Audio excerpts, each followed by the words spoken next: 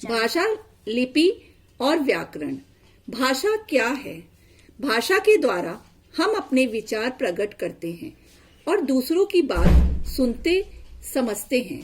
भाषा के बिना एक व्यक्ति को अन्य व्यक्तियों से संपर्क साधने में अत्यधिक कठिनाई होगी।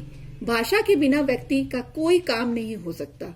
इस प्रकार भाषा वह साधन है जिसके द्वारा हम अपने विचार प्रकट करते हैं। भाषा के रूप, भाषा कितने प्रकार की होती है? भाषा 2 प्रकार की होती है, मौखिक भाषा, लिखित भाषा। मौखिक भाषा किसे कहते हैं? मौखिक भाषा जो भाषा हम अपने मुख से बोलते हैं तथा कानों से सुनते हैं उसे हम मौखिक भाषा कहते हैं। मौखिक भाषा के अंतर्गत 3 बातें आती हैं, बोलना, सुनना और समझना। लिखित भाषा, दूसरी भाषा, भाषा का दूसरा रूप क्या है? लिखित भाषा। जिस भाषा को हम लिखकर अपने विचार प्रकट करते हैं और पढ़कर दूसरों की बात समझते हैं उसे लिखित भाषा कहते हैं। लिखित भाषा में भी 3 बातें आती हैं, लिखना, पढ़ना और समझना।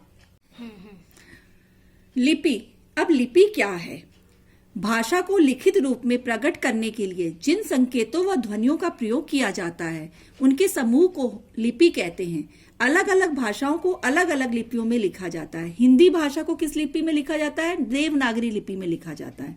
अंग्रेजी भाषा को रोमन लिपि में लिखी जाती है। पंजाबी भाषा गुरुमुखी लिपि में लिखी जाती है। संस्कृत भाषा देवनागरी लिपि में लिखी जाती है। उर्दू भाषा फारसी लिपि में लिखी जाती है। एक भाषा को किसी भी लिपि में लिखा जा सकता है। लिपि बदल जाने से भाषा नहीं बदलती है। व्याकरण क्या है?